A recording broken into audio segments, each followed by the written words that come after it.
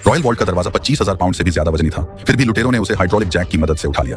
वे नीचे बने संकरे छेद से फिसलते हुए सीधे वॉल्ट के अंदर घुस गए। उनकी हैरानी की बात यह थी कि पूरा वॉल्ट पूरी तरह से खाली था। ये देखकर वे हंसी रोक नहीं पाए, क्योंकि कोई सोच भी नहीं सकता था कि लोग इतनी मशक्कत सिर्फ एक खाली वॉल्ट में घुसने के लिए करेंगे। महिला ने उत्साहित होकर बाहर इंतजार कर रहे बॉस को फोन किया। उसने उन्हें बताया कि योजना का पहला चरण सफलतापूर्वक पूरा हो गया है। अब उन्हें बस धैर्यपूर्वक इंतजार करना था कि 34 यूरोपीय अभिजात्य जन अपनी अपनी कीमती वस्तुएं यहाँ जमा कराएं। नीलामी से एक रात पहले नीलामीकर्ता ने 34 गहनों के टुकड़े डिब्बों में पैक की। वॉल्ट का दरवाजा बंद करने के बाद उसने उसे फिंगरप्रिंट और चेहरे की पहचान से सुरक्षित कर दिया, जिससे वॉल्ट पूरी तरह लॉक हो गया। इतनी कड़ी सुरक्षा के साथ चाबी होने के बावजूद वॉल्ट खोलने में 6 घंटे लग जाते। डकैत तुरंत काम पर लग गए। उन्होंने खास तौर पर डिजाइन किए गए सुरक्षात्मक सूट पहने ताकि एक भी निशान न छूटे, यहाँ तक कि एक बाल भी नहीं। कीला ने पहले से रिकॉर्ड की गई निगरानी फुटेज का इस्तेमाल किया, वीडियो को लूप पर चलाया और लाइव फीड को बदल दिया। बाकियों ने पहले वाला तरीका दोहराया, छुपे हुए कक्ष से होकर वॉल्ट के पीछे तक पहुंच गए। एक एक करके वे उस दरार से लुढ़कते हुए वॉल्ट के अंदर चले गए। मॉनिटर्स पर नजर रखते हुए कीला ने देखा कि सब कुछ सुचारू रूप से चल रहा है। 44 मिलियन यूरो जल्द ही उनकी जेब में आने की सोचकर टीम अपनी उत्तेजना मुश्किल से ही छुपा पा रही थी। नेता बर्लिन सावधानी से आगे बढ़ा ताकि स्थिति का आकलन कर सके। उसी समय नीलामीकर्ता उनसे बस एक दीवार की दूरी पर था। कौन सोच सकता था कि इतनी कड़ी सुरक्षा वाले वॉल्ट के अंदर इस वक्त एक मास्टर लेवल अपराध घटित हो रहा है।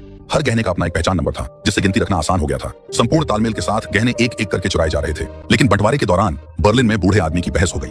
एक ज्वेलरी बॉक्स जोर से जमीन पर गिरा, गहनों समेत। उस शोर ने तुरंत नीलामीकर्ता का ध्यान आकर्षित कर लिया। गार्ड ने समझाया कि शायद यह धातु की प्लेटों के फैलने की आवाज थी। इसके अलावा उसने नीलामीकर्ता को निगरानी फुटेज भी दिखाई। सब कुछ सामान्य लग रहा था। फिर भी बेचैन होकर नीलामीकर्ता ने दीवार से कान लगाकर कुछ सुनने की कोशिश की। दीवार के दूसरी ओर दोनों आदमी वहीं जड़ हो गए। उनके चेहरे गंभीर हो गए। डर था कि कहीं नीलामीकर्ता को कुछ पता न चल जाए। उसकी प्रवृत्ति ने उसे बताया कि कुछ ठीक नहीं है। उसने तुरंत गार्ड्स को तिजोरी खोलने का आदेश दिया, लेकिन गार्ड ने समझाया कि तिजोरी का दरवाजा फिर से शुरू करने में 6 घंटे लगेंगे। यह सुनकर नीलामीकर्ता के पास कोई विकल्प नहीं था, इसलिए उसने उन्हें तिजोरी के पीछे जांच करने के लिए कहा। चौकस हैकर ने तुरंत उनकी मंशा भांप ली। उसने टीम को तुरंत तिजोरी खाली करने का आदेश दिया। डकैत तुरंत बाहर निकल आए, रिमोट कंट्रोल उठाया और प्रवेश द्वार को बंद कर दिया। इसी बीच गार्ड्स ने बैकअप दरवाजे की चाबी निकाली। उन्होंने लगातार 2 फिंगरप्रिंट स्कैनर अनलॉक किए। बुरी खबर यह थी कि दरवाजा अभी पूरी तरह बंद नहीं हुआ था। जैसे ही बैकअप प्रवेश द्वार खुलने ही वाला था, ठीक उसी निर्णायक क्षण पर सभी निकास रास्ते आखिरकार सील कर दिए गए। हैकर ने तुरंत निगरानी फीड को वापस सामान्य पर स्विच कर दिया। सही समय पर की गई इस कार्रवाई से मॉनिटर देख रहे नीलामीकर्ता को कुछ भी असामान्य नजर नहीं आया। गार्ड ने टॉर्च लेकर चारों ओर देखा और जल्दी ही तिजोरी के पीछे ध्यान केंद्रित किया। कीला घबरा गई और टीम को लगा कि वे असफल होने वाले हैं। उसने हर कोना जांचा, लेकिन कुछ भी संदिग्ध नहीं मिला। गार्ड वापस हॉल में गया और बैकअप दरवाजा बंद कर दिया। उसने नीलामीकर्ता को रिपोर्ट किया कि सब कुछ सामान्य है।